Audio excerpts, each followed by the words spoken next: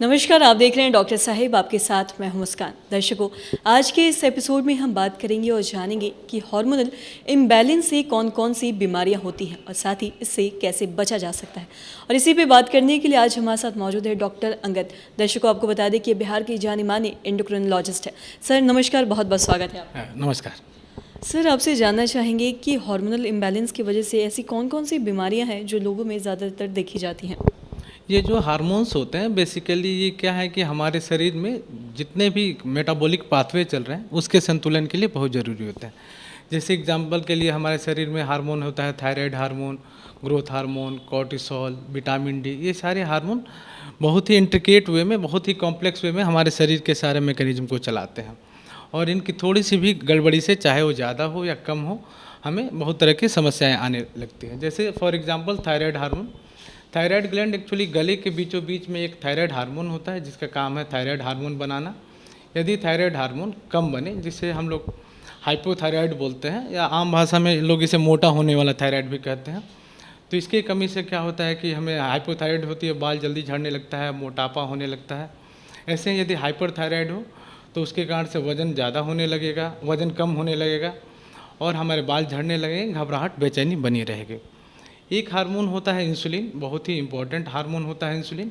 इसका काम शरीर में ग्लूकोज के लेवल को कंट्रोल करना होता है। तो यदि किसी भी व्यक्ति को बचपन से यदि इंसुलिन नहीं बनाता है शरीर, तो बच्चे को टाइप 1 डायबिटीज़ की बीमारी हो जाती है, जिसमें वज़न कम होना, बार बार पेशाब लगना, बार बार बेहोश हो जाना और कई बार बच्चों की मौत भी हो जाती है, जिसे हम टाइप 1 डायबिटीज़ बोलते हैं।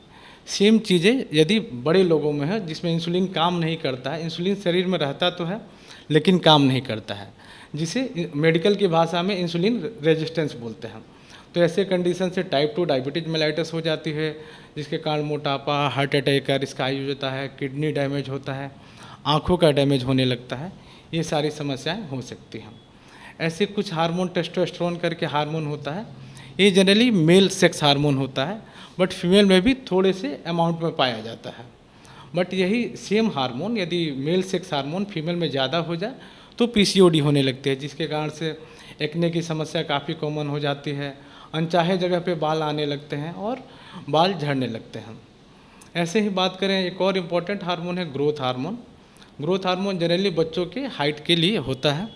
यदि किसी भी बच्चा को बचपन से ग्रोथ हार्मोन की कमी है तो आम बच्चों की तुलना में उसकी हाइट थोड़ी कम रह जाती है।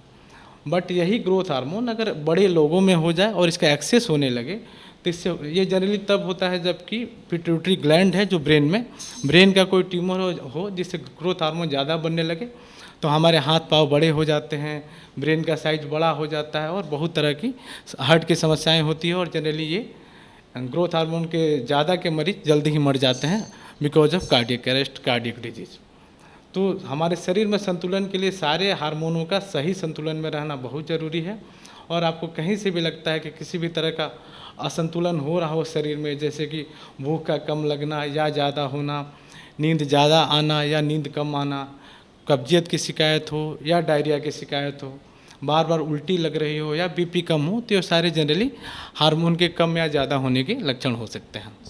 और जैसा कि हम लोग हार्मोन्स की बात करें तो अगर किसी को हार्मोनल इम्बैलेंस होता है तो इससे हम कैसे बच सकते हैं, इसका बचाव क्या है?